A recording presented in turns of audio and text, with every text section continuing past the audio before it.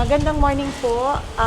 This is Doc Hani Tamayo again para po sa aming medical mission. Nandito po kami sa Karachi right now and we're waiting for the people who will come. Of course, we are with group of the mga kapulisan ng Karachi, which is siyempre pinopromote nila ang Duterte Legacy Barangayanihan Caravan with our team, NGT Ateneones, AOR, RT Online, radio,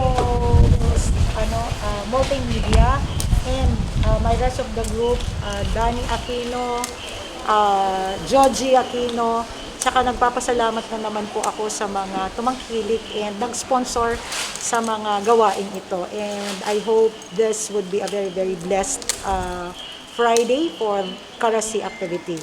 Maraming salamat and God bless you all.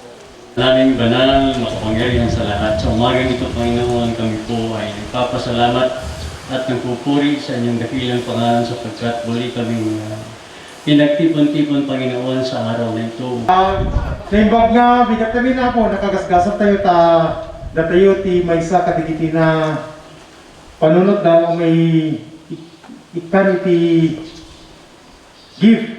Ipakita tayo man iti ayat tayo, kunap, iti iling ang Karachi. Kasi iling ang Karachi, katwesa nga nasulinit nga lugar. Na man-manot iti dumantanong nga tulong. Kaya napili na, iili ang Karachi.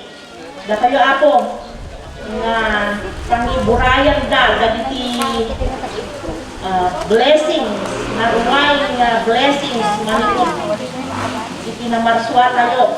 Hang kayo basta ka-stroke. 3 months sabay kayong mga stroke. You get my point? Kasi wala di ba to? Nata pa to yung gallbladder man yan, kidneys man yan, saan man yan. Agipulong di ba tayo, sabay tayo nga, agkaroon di ba to? Iti Agjo FM. Sino tagdangdangag iti every Saturday 2 to 5. Amo yun ni Ina di. Dati ka doon ni Joel Madamba. Nung kati Sabado, iti programa ang upload. Tapos everyday, 10 to 12, iti RT and DCRL. But mostly, iti programa mi is para iti multimedia. We are connected iti Global Pinas TV 168